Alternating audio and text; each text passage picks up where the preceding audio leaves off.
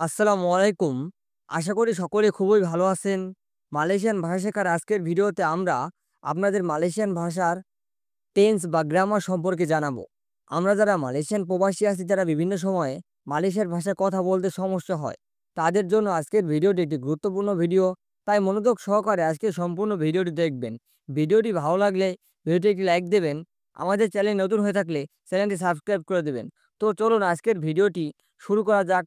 ফার্স্টেই যে শব্দগুলো দেখব সেগুলো হলো আকান।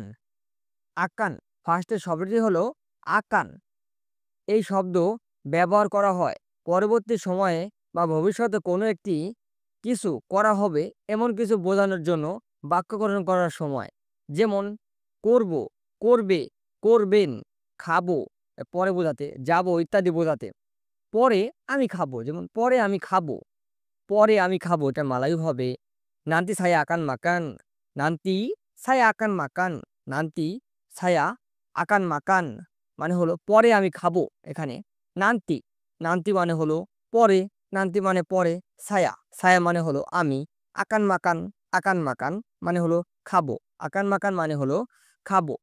সামনের মাসে আমি যাব, সামনের মাসে আমি যাব, সামনের মাসে আমি যাব এটা মালাই হবে bulan depan saya akan pergi, bulan depan saya akan pergi, bulan depan saya akan pergi মানে হলো সামনের মাসে আমি যাব। বুলান দেপান মানে হলো সামনের মাসে, ছায়া আমি, আকান পেরগি মানে যাব, আকান পেরগি মানে হলো যাব। বুলান দেপান মানে হলো সামনের মাসে। সে জানিয়ে দেবে, সে জানিয়ে দেবে, ভবিষ্যতে কিছু বলতেছি, সে জানিয়ে দেবে, সে জানিয়ে দেবে এটা মালাই হবে dia akan bagi tahu, dia akan bagi tahu, dia akan bagi tahu মানে সে জানিয়ে দেবে। এখানে দিয়া মানে হলো সে, বাগি অর্থ দেওয়া, তাহু অর্থ জানা। আকান বাগি তাহু মানে হলো জানিয়ে দেওয়া, আকান বাগি তাহু মানে হলো জানিয়ে দেওয়া।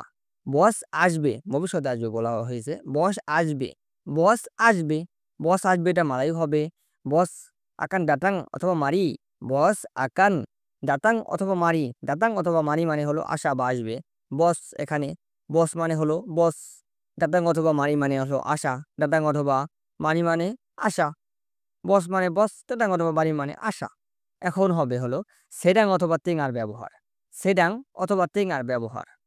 কোনো একটি কাজ ঠিক একই এখনই চলমান অবস্থায় করছি এবং করছে এমন বোঝাতে এ দুটির একটি ব্যবহার করলেই হবে। যেমন খাচ্ছি, হাঁটতেছি, কাজ করছি, ঘুমাচ্ছি এমন ধরনের বাক্য সাজানোর সময়। যেমন আমি খাচ্ছি, বললাম আমি খাচ্ছি, আমি খাচ্ছি এটা মালাই হবে ছায়া সেডাং মাকান, ছায়া সেডাং মাকান, ছায়া সেডাং মাকান মানে হলো আমি খাচ্ছি। এখানে ছায়া মানে হলো আমি, সেডাং মাকান মানে খাচ্ছি, সেডাং মাকান খাচ্ছি, চলমান আছে তাই সেডাং মাকান মানে হলো খাচ্ছি। সে ঘুমাচ্ছে, কেউ আমাকে জিজ্ঞেস করে সে কি করছে, আমি বলবো সে ঘুমাচ্ছে, সে ঘুমাচ্ছে এটা মালয় বলবো দিয়া তেঙা তিডুর বা দিয়া সেডাং তিডুর, দিয়া তেঙা তিডুর মানে সে ঘুমাচ্ছে। এখানে দিয়া মানে হলো সে, দিয়া মানে সে, তেঙা তিডুর মানে ঘুমাচ্ছে, চলমান অবস্থা আছে, সে ঘুমাচ্ছে চলমান অবস্থায়, ডি তেঙা তিডুর মানে হলো ঘুমাচ্ছে। সে কাজ করছে, বললাম সে কাজ করছে, সে কাজ করছে এটা মালাই হবে dia tengah buat kerja, dia tengah buat kerja বা dia sedang buat kerja মানে হলো সে কাজ করছে, dia tengah অথবা sedang একটা ব্যবহার করলেই হবে। এখানে dia মানে হলো সে, tengah buat kerja কাজ করছে, tengah buat kerja, buat হলো করা, kerja মানে কাজ, tengah buat kerja কাজ করছে, চলমান অবস্থা আছে তাই tengah ব্যবহার হয়েছে।